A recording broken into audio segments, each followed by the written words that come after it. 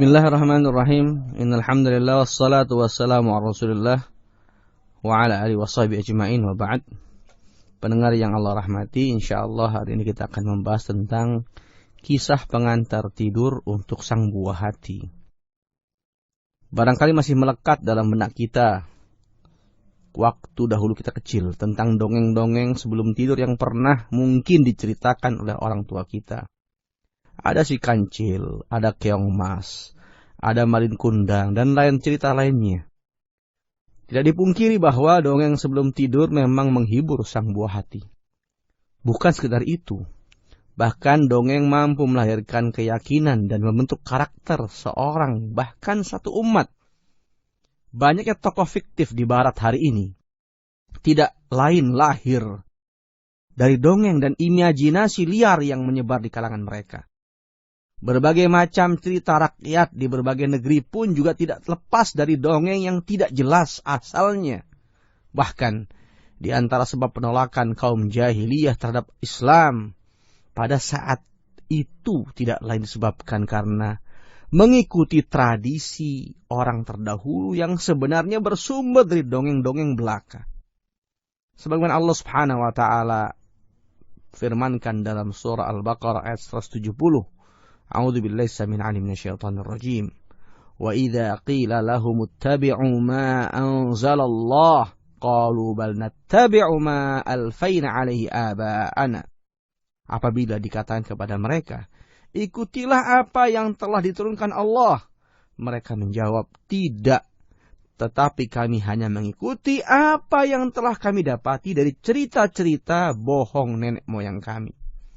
Pendengar yang Allah rahmati, ketika Islam mencela dongeng-dongeng yang tidak jelas sumbernya, namun di sisi lain Allah Subhanahu wa taala memuji kisah-kisah dalam Al-Qur'an yang terdapat banyak hikmah, banyak pelajaran di dalamnya. Allah berfirman dalam surah Yusuf ayat 111, laqad kana fi qasasihim ibratun liulil albab. Sesungguhnya pada kisah-kisah mereka itu terdapat pelajaran bagi orang-orang yang mempunyai akal.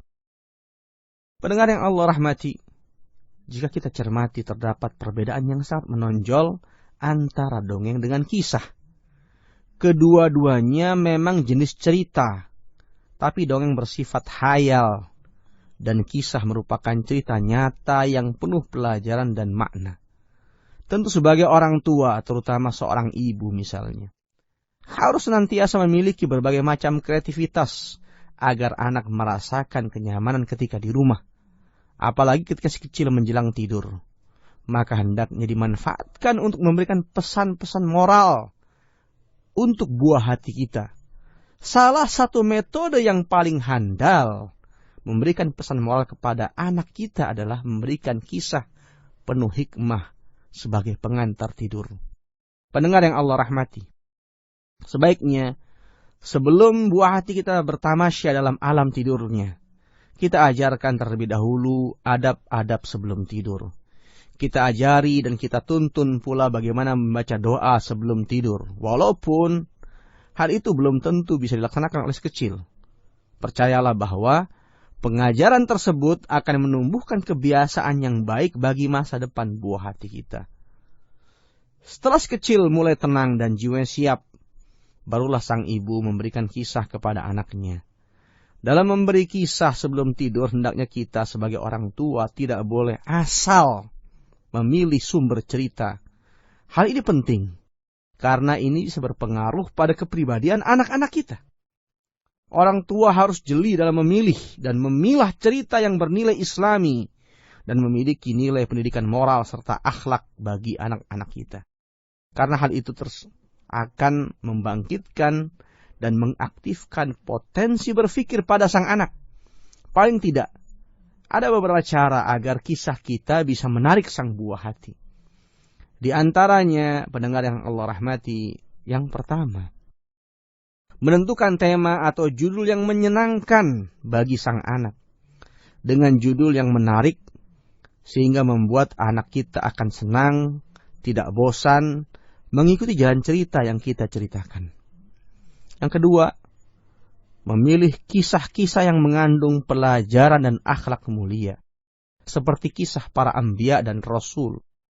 Kisah Rasulullah SAW bersama para sahabatnya, para tabi'in, dan kisah orang-orang soleh setelahnya yang lainnya. Yang ketiga, hendaknya dalam bercerita kita menggunakan gaya bahasa yang sesuai dengan tingkat pemahaman sang anak. Bahasa anak harus sederhana dan mudah dimengerti. Tentunya berbeda dengan orang dewasa yang cukup dibacakan, langsung dia bisa memahaminya. Tapi dalam bahasa si anak, kita perlu menirukan suara seorang nenek misalnya. Atau kadang kita perlu mengubah nada menjadi besar atau kecil misalnya, sehingga akan mudah difahami oleh sang anak. Dengan demikian anak pun akan mendengarkan dengan sebaik-baiknya. Yang keempat, memilih waktu dan menentukan durasi yang tepat. Hendaknya jangan terlalu panjang, sehingga akan melelahkan dan akan membuat bosan sang buah hati. Jangan pun terlalu singkat, seolah nanti akan tidak diperhatikan oleh sang buah hati. Cukup pilih waktu antara 10 sampai 15 menit. Kemudian kita simpulkan, sehingga pesan kita tersampaikan sebelum sang buah hati kita tertidur. Pendengar yang Allah rahmati, secara psikologis, kisah memang mempunyai banyak faidah dalam kehidupan anak. Ada beberapa faidah yang mungkin secara singkat akan dipaparkan dalam kesempatan kita pada hari ini.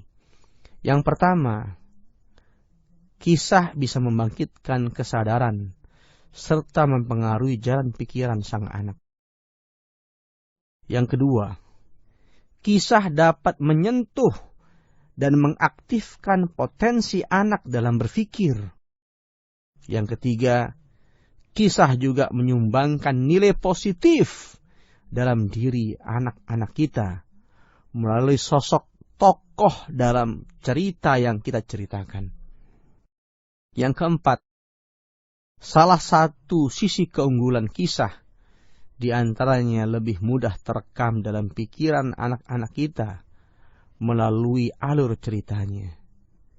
Sehingga benarlah yang Allah Subhanahu wa ta'ala firmankan bahwa dalam kisah-kisah itu ada pelajaran bagi orang-orang yang berakal.